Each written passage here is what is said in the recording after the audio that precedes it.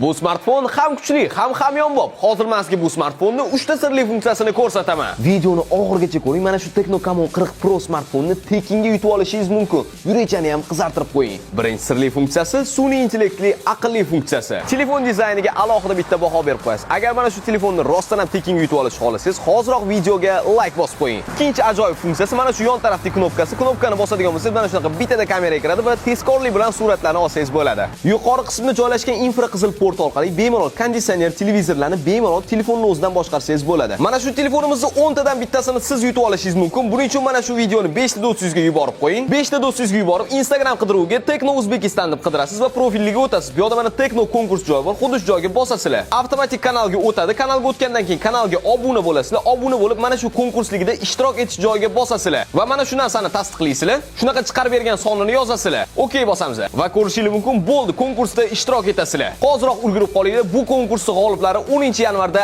aniqlanadi. Bu konkursda PlayStation hamda notebook hamda Tecno Camon 40 Pro dan 10 ta qo'yilgan. Undan tashqari boshqa sovg'alar ham bor. Xullas kirganingizdan keyin sovg'asiz ketmaysiz. Omadingiz bo'lsa, sovg'ani yutasiz. Videoni saqlab qo'ying.